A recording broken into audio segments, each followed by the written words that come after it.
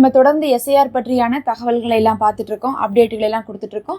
இன்னைக்கு வந்திருக்கக்கூடிய சில முக்கியமான தகவலை பார்க்கலாம். ரொம்ப ஒரு குட் நியூஸ்ன்னு தான் சொல்லணும். நமக்கே நம்ம எவ்வளோ ஆரம்பத்தில் ஃபார்ம் கொடுத்துருந்தாங்க, அதுக்கப்புறம் எத்தனை பேர் வாங்கினாங்க, எத்தனை பேர் படிவம் நிரப்பினாங்கன்னு பார்க்கும்போது நிறைய வேரியேஷன் இருந்துகிட்டே இருந்துச்சு. ஆனால் இன்னைக்கு சொல்லியிருக்காங்க 99% ஃபார்ம்ஸ் என்ன பண்ணியிருக்காங்க, பிஎல்ஓட்ட திரும்பி ஃபில் பண்ணி வந்துருச்சாமா. அதாவது கொடுத்தது 6.5 கோடி ஃபார்மு, 6.5 கோடி ஃபார்மில் 99% ஃபார்ம்னா இன்னும் 5 லட்சம் ஃபார்ம் மட்டும்தான் மக்கள் கையில் இருக்குது. மிச்சம் எல்லாருமே கொடுத்துட்டாங்க.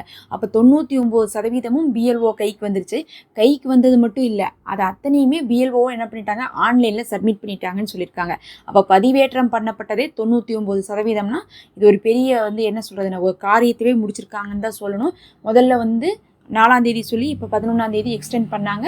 இப்போ இந்த 11ஆம் தேதிக்குள்ளே 99 வந்துருச்சுங்கும் போது கண்டிப்பாக அந்த மிச்சம் இருக்கக்கூடிய அந்த 5 லட்சம் பேரும் என்ன பண்ணிடுவாங்க, எப்படியாவது கொடுத்துருவாங்க.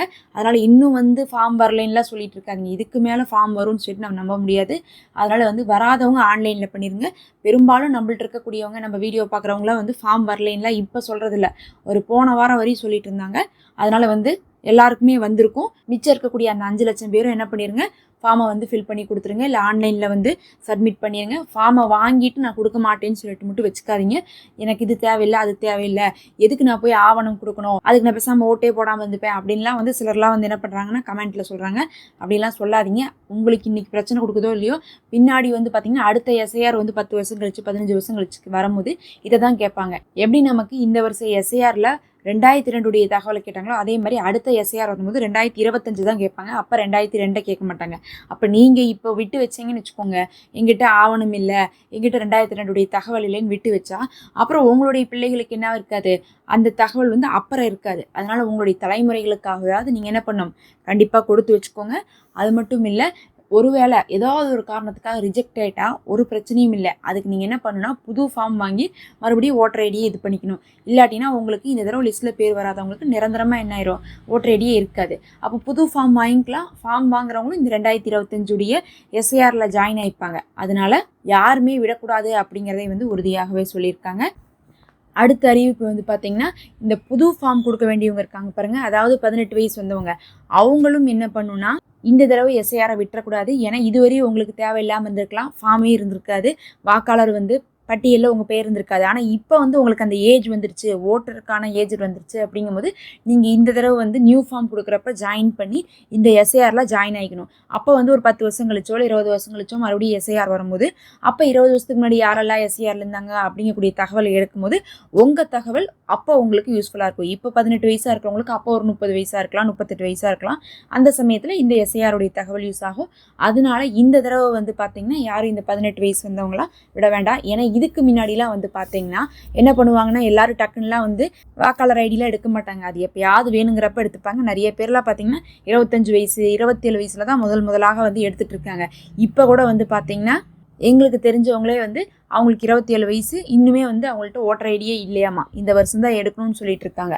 அப்படி இருக்கும்போது நம்ம இந்த தடவையாவது ஜாயின் ஆகிக்கணும். அதனால புதுசாக எடுக்கிறவங்க என்ன பண்ணுங்கள், அவங்களும் உங்களுடைய ஏஜெலாம் காமிச்சு இதுக்குள்ளே இருக்கிறவங்களாம் ஃபார்மை வாங்கி ஃபில் பண்ண முடியுமான்னு கேட்டுட்டு என்ன பண்ணிடணும், இந்த தடவை பின் பண்ணி கொடுக்க சொல்லியிருக்காங்க. அடுத்த ஒரு முக்கியமான அப்டேட் என்ன சொல்லியிருக்காங்கன்னு பார்க்கும்போது, இந்த டிராஃப்ட் லிஸ்ட் இருக்குது பாருங்கள், அதை செக் பண்ணுறதுக்கான ஆன்லைன் லிங்க்கெல்லாம் காமிச்சிருக்காங்க. அதாவது இதுவரையும் நம்ம செக் பண்ணிட்டு இருந்தோம் பாருங்கள், ஸ்டேட்டஸ் செக் பண்ணோம்ல, அந்த மாதிரி கிடையாது. இது வேறு மாதிரி, ஆனால் ரொம்ப ஈஸி தான். இது செலவெல்லாம் செய்ய தேவையில்லை.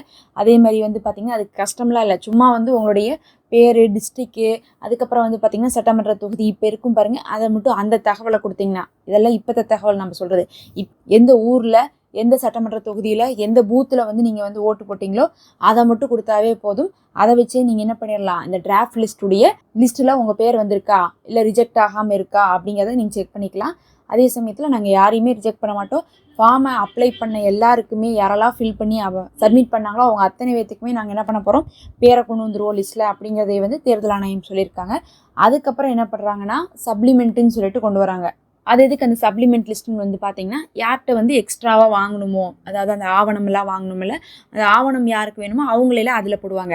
அப்போ முதல் கட்டமாக என்ன கொண்டு வராங்க, டிராஃப்ட் லிஸ்ட் கொண்டு வருவாங்க. அந்த டிராஃப்ட் லிஸ்ட்டில் மோஸ்ட்லி எல்லாருமே ஃபார்ம் கொடுத்தவங்க வந்துடுவாங்க. அதில் ஒன்றும் பெருசாக வடிகட்ட மாட்டாங்க. அதில் வடிகட்டுறதே இறந்து போனவங்கள வடிகட்டுறாங்க. அதுக்கப்புறம் ஒரே மாதிரி 2 தொகுதியில் இருக்கிறாங்க, ஒரே ஆளே 2 தொகுதியில் வச்சுருக்காங்க அப்படின்னா அதில் ஒரு தொகுதியை ரிஜெக்ட் பண்ணுறாங்க. அதுக்கப்புறம் வந்து பார்த்திங்கன்னா தொகுதி விட்டு தொகுதி வந்து நிரந்தரமாக மாறினவங்க, ஊர் விட்டு ஊரில் மாறினவங்க, இவங்களெல்லாம் என்ன பண்ணுறாங்க, ரிஜெக்ட் பண்ணுறாங்க. ஃபார்மை வந்து என்ன பண்ணுறாங்கன்னா கொடுக்காம வச்சுருக்கவங்கள ரிஜெக்ட் பண்ணுறாங்க. மற்றபடி எல்லாத்தையுமே அந்த டிராஃப்ட் லிஸ்ட்டில் கொண்டு வராங்க. அந்த டிராஃப்ட் லிஸ்ட்டில் வந்து பார்த்திங்கன்னா இதுவரை 77 லட்சம் பேர் மட்டும்தான் நீக்கியிருக்காங்க, மற்றவங்கலாம் கொண்டு வந்துட்டாங்க. இப்போ இந்த நிலைமையில் என்ன பண்ணுறாங்கன்னா இதிலிருந்து அடுத்தது வந்து பார்த்திங்கன்னா இந்த சப்ளிமெண்ட் லிஸ்ட்டுன்னு தயார் பண்ணுறாங்க. அப்போ 2 ஆகும். இந்த டிராஃப்ட் லிஸ்ட்டில் வந்து எல்லார் பேரும் வந்திருந்தாலும் அதிலிருந்து வந்து யாருக்கெல்லாம் ஆவணம் தேவையோ அவங்கள சப்ளிமெண்ட் லிஸ்ட்டில் போடுவாங்க. அந்த சப்ளிமெண்ட் லிஸ்ட்டில் வந்தவங்க அவங்க என்ன பண்ணணும்னா ஆவணங்கள்லாம் சப்மிட் பண்ணணும். அதுக்கு தனியாக வந்து என்ன பண்ணியிருக்காங்க, டேட்டை எக்ஸ்டெண்ட் பண்ணியிருக்காங்க. உங்களுக்கு அதுக்கான டேட்டே வந்து பார்த்திங்கன்னா இப்போதைக்கு கிடையாது. பொங்கலுக்கு பின்னாடி தான் நீங்கள் வந்து ஆவணங்களே சப்மிட் பண்ணுவீங்க. பொங்கலுக்கு பின்னாடி ஆவணங்களை கொடுக்க ஆரம்பித்தா நீங்கள் பிப்ரவரி 7 வரையுமே வந்து ஆவணம் கொடுக்கலாம். அப்போ ஆவணம் கொடுக்க வேண்டியவங்களாம் சப்ளிமெண்ட் லிஸ்ட்டில் வருவாங்க. அவங்களாம் பொங்கலுக்கு அப்புறம் கொடுத்தா போதும். இப்போதைக்கு பார்த்திங்கன்னா இன்னும் நமக்கு வந்து கிறிஸ்மஸும் வரல, நியூ இயரும் வரல, பொங்கலும் வரல. கிட்டத்தட்ட வந்து 1.5 மாதம்லாம் உங்களுக்கு இருக்குது. அப்படி இல்லாட்டினா கூட ஒரு 1.25 மாதமாவது இருக்குது. அதனால் இப்போ வந்து பார்த்திங்கன்னா ஆவணம் பற்றி பிரச்சனை கிடையாது. அந்த ஆவணமும் வந்து பார்த்திங்கன்னா உங்களுடைய ஏஜுக்கு பொறுத்த மாதிரி நீங்கள் கொடுக்குற மாதிரி வரும். அடுத்து தேர்தல் ஆணையம் சொல்லியிருக்காங்க, தேவையில்லாத பயங்கள்லாம் வேணாம். யாரையுமே நம்ம தேவையில்லாமலாம் என்ன பண்ணுறதில்ல, ரிஜெக்ட் பண்ணுறதில்ல. எங்கேயாவது 1-2 இடத்துல தப்பு நடந்தாலும் சரி, அங்கேயே என்ன பண்ணிட்டு இருக்காங்கன்னா ஆக்ஷன் தான் எடுத்துகிட்டு இருக்காங்க. ஒருத்தவங்க போய் கொடுத்துருக்காங்க, அப்போ தான் அவங்களுடைய பேர் வந்து அவங்க இறந்துட்டாங்க அப்படிங்கிறக்கூடிய அடிப்படையில் ரிஜெக்ட் பண்ணியிருக்காங்கன்னு தெரிஞ்சிருக்கு. அதுக்கப்புறம் பார்த்திங்கன்னா அந்த இடத்துல அவங்க என்ன பண்ணியிருக்காங்க, BLOட்ட சண்டை போட்டிருக்காங்க. அதுக்கப்புறம் தான் வந்து என்ன பண்ணிட்டாங்க, போலீஸ்லாம் வந்து அதெல்லாம் கொஞ்சம் விசாரித்து தேர்தல் ஆணையத்தை வந்து தொடர்பு கொண்டு எல்லாம் பண்ணி அந்த பஞ்சாயத்தை வந்து இன்றைக்கி தீர்த்துருந்தாங்க. இது நியூஸில் பார்த்துருந்தீங்கன்னா வந்திருக்கும். அதனால் வந்து யாருடைய பேரும் வந்து அனாவசியமாலாம் விட மாட்டாங்க. நம்ம வந்து கரெக்டாக அவங்க சொல்கிற மாதிரி ஃபார்மை ஃபில் பண்ணி அதுக்கப்புறம் அடுத்தடுத்த ப்ரொசீஜர் போயிட்டோம்னா கரெக்டாக நம்மளுடைய பேர் வந்து ஃபைனல் லிஸ்ட்டில் வந்துடும். அதே சமயத்தில் ஏதோ ஒரு காரணத்துக்காக வந்து நமக்கு வந்து இருக்கிறத நம்ம கண்டினியூ பண்ண முடியாதுன்னு வந்துச்சுன்னா நம்ம புதுசாக கார்டு வாங்குற மாதிரி வரும். மொத்தத்தில் கார்டே இல்லாமல் ஓட்டர் ஐடியே இல்லை, எனக்கு ஏஜ் இருக்குது ஓட்டு போடுறதுக்கு, ஆனால் எனக்கு வந்து ஓட்டுரிமையே இல்லை அப்படிங்கிற மாதிரிலாம் யாரையும் விட மாட்டாங்க.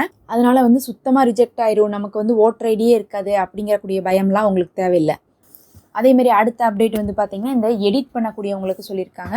யாரெல்லாம் வந்து பார்த்திங்கன்னா இந்த ஆதார் கார்டில் வந்து சேஞ்ச் பண்ணணும், ஓட்டர் ஐடியில் சேஞ்ச் பண்ணணும்னு நினைக்கிறீங்களோ அவங்களுக்குலாம் இப்போ டைம் இல்லை. ஏன்னா வந்து பார்த்திங்கன்னா இந்த சமயம் இந்த 15ஆம் தேதி 16ஆம் தேதி வரையும், டிசம்பர் 16 வரையும் உங்களுக்கு ரொம்பவே வந்து இந்த வேலையாக போயிட்டு இருக்கனால டைம் இருக்காது. டிசம்பர் 16க்கு அப்புறம் நீங்கள் ஆரம்பித்து ஜனவரி 15 பொங்கலுக்குள்ளே என்ன பண்ணுங்கள், இந்த எடிட் பண்ணக்கூடிய வேலை, அதுக்கப்புறம் சேஞ்ச் பண்ணக்கூடிய வேலையெல்லாம் செஞ்சுக்கோங்கன்னு சொல்லியிருக்காங்க.